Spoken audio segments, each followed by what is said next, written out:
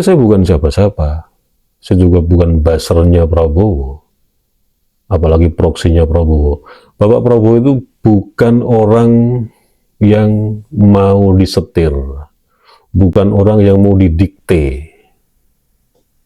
Itu harus jelas dulu dan harus Anda pahami, gitu loh.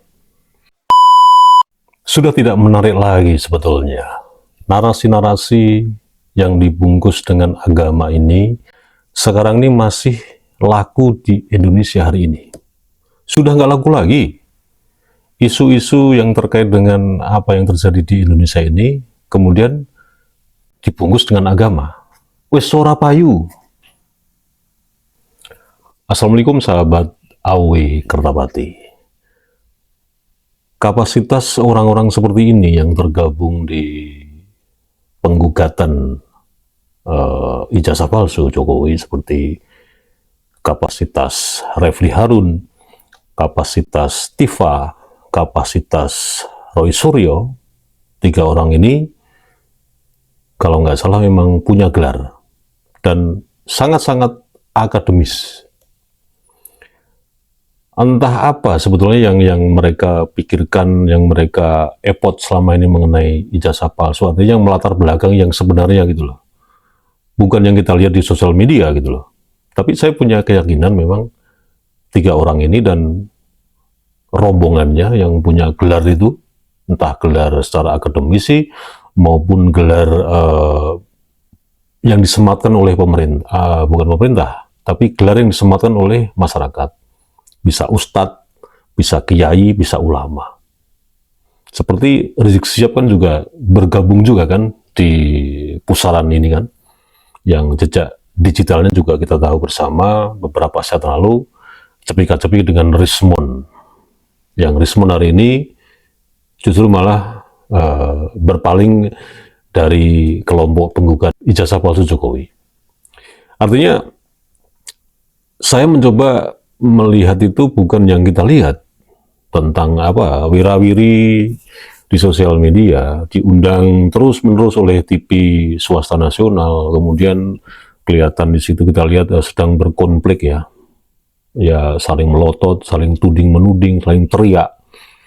Yang kalau menurut saya memang itu memenuhi syarat sebagai sebuah tontonan karena memang ada dramaturginya, ada santainya, kemudian ada titik kritisnya, kemudian terus saling membantai, saling perang narasi di dalam tontonan itu. Tapi kita kan tahu bersama di belakang layar kan mereka nggak seperti itu gitu loh. Mereka hanya cepika-cepiki ngopi bareng gitu. Memang disetting acara itu. Nah, jadi yang kita lihat sampai hari ini yaitu hanya cuman sederhana kok. Bagaimana masyarakat itu selalu saja dalam posisi bodoh gitu loh. Bodoh itu bukan seperti kata Anies bahwa kemiskinan itu dipelihara, kemiskinan itu diopeni supaya itu nanti arahnya kepada proyek bantuan. Bukan. Memang kita itu yang membodoh itu bukan pemerintah, tapi yang membodoh itu adalah orang-orang yang memang menjadi oposisi pemerintah di setiap rezim. Coba Anda lihatlah, Anda rasakanlah.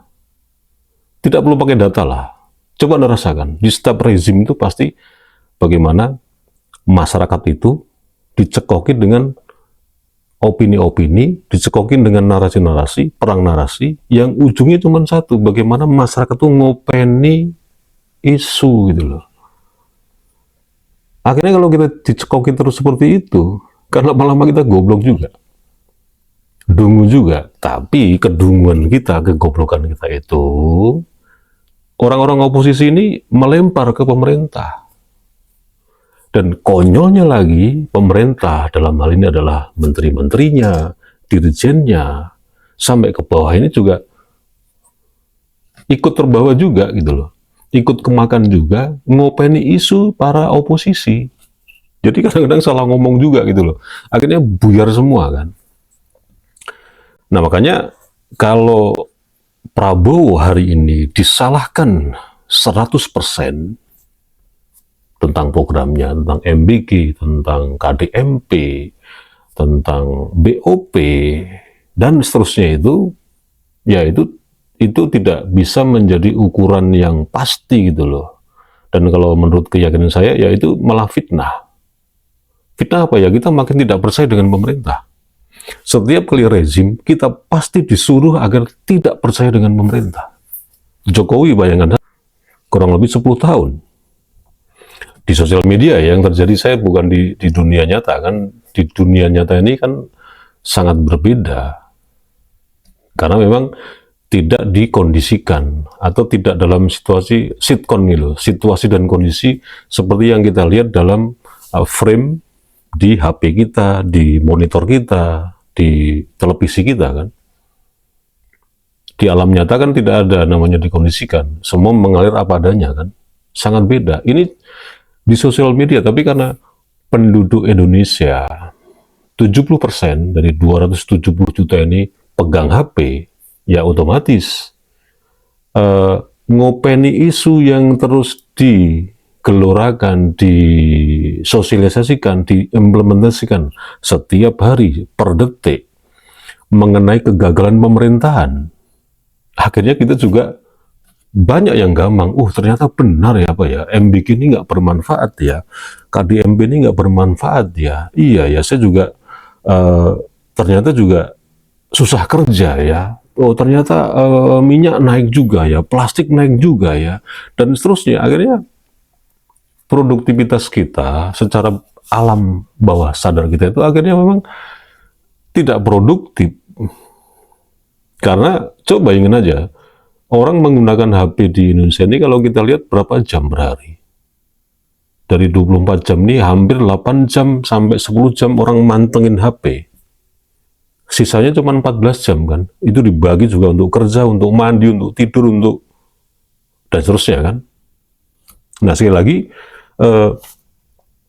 yang saya sebut tadi ya, kapasitas orang-orang ini, oposisi ini, dari mulai para penggugat ijazah palsu, kemudian ini ada kelompok yang baru lagi seperti kapasitas KONI, kemudian ada profesor siapa itu yang pakai kacamata, yang masih nyentrik penampilannya, yang menyoroti tentang ekonomi itu akan ada besok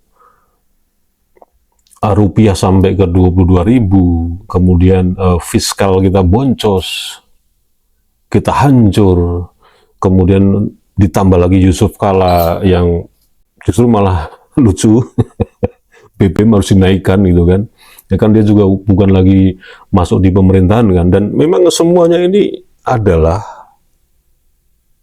berpatokan kepada, saya mengkritik pemerintah, kenapa pemerintah anti kritik, ini kan negara demokrasi. Tapi kalau kita simpulkan bersama, mereka ini bukan mengkritik, memfitnah 80%. Itu udah pasti. Dan kita yang di bawah ini, yang tidak tahu apa ini, pasti juga terpengaruh.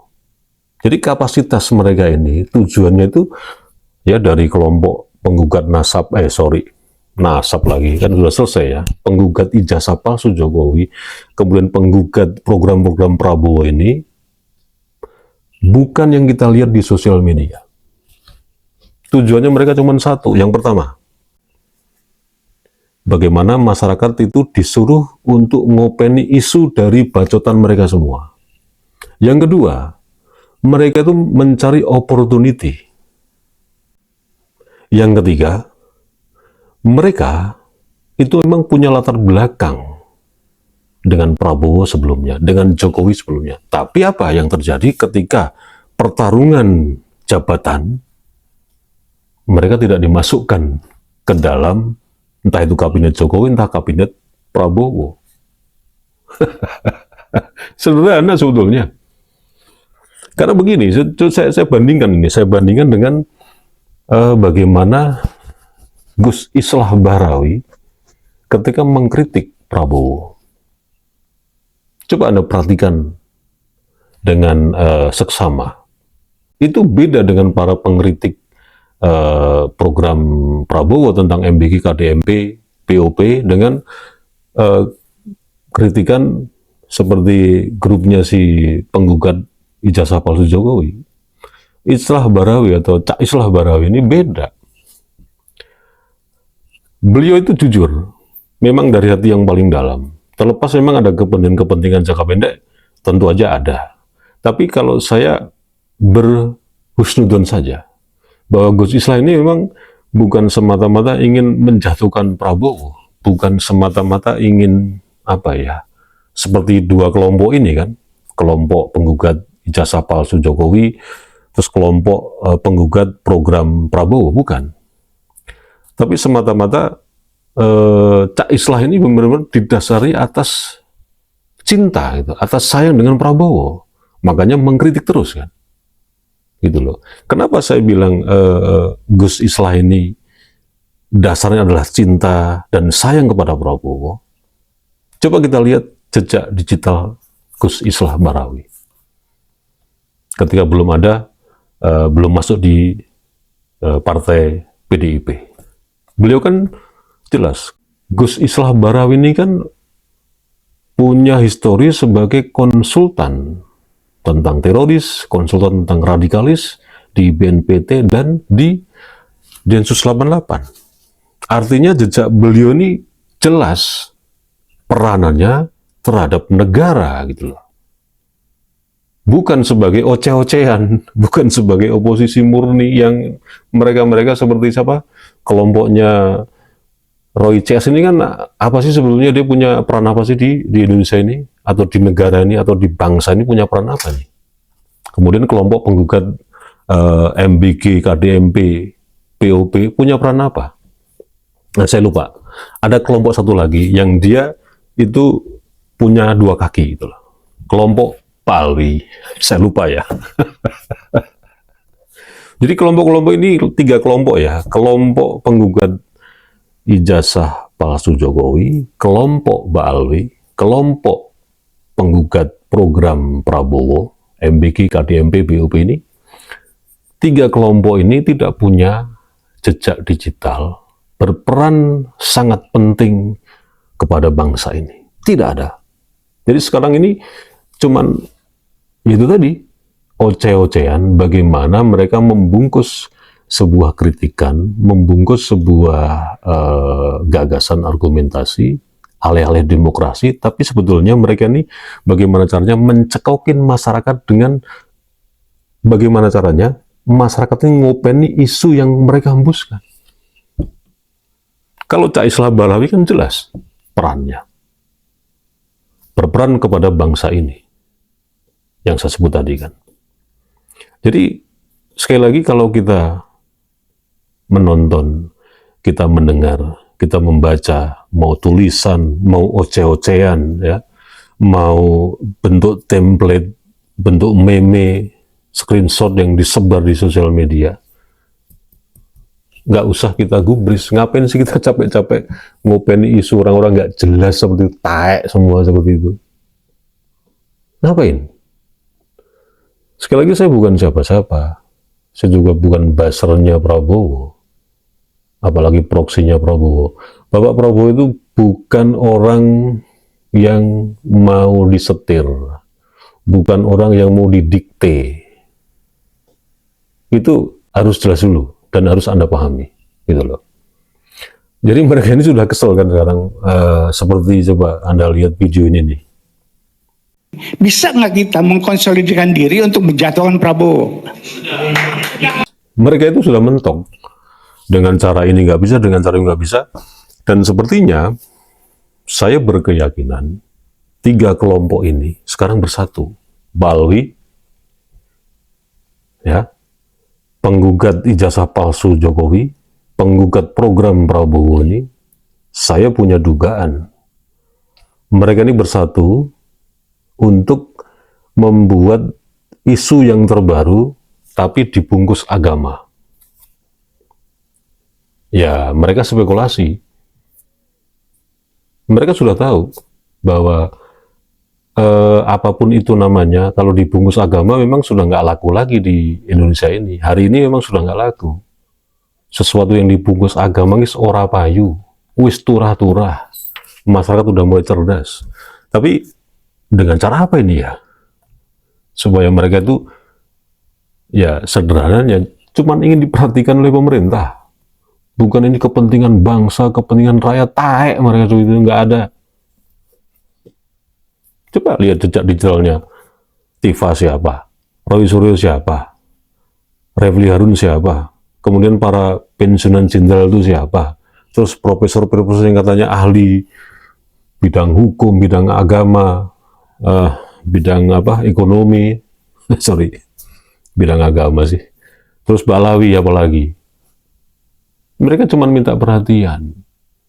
Istilah Jawa itu minta diwongke oleh siapa? Oleh Prabowo. Tapi ya gimana sih? Mosok presiden bersikap seperti pembantu-pembantu mereka, kan jancuk semua itu. Ya nggak mungkin lah. Makanya mari kita terus dukung pemerintahan ini. Kalaupun memang melenceng, ya mari kita kritik habis-habisan dong. Seperti yang dilakukan atau ditempuh oleh Gus Islah Bahrawi. Jadi jelaskan di sini posisinya. Semoga ini bermanfaat. Wassalamualaikum warahmatullahi wabarakatuh.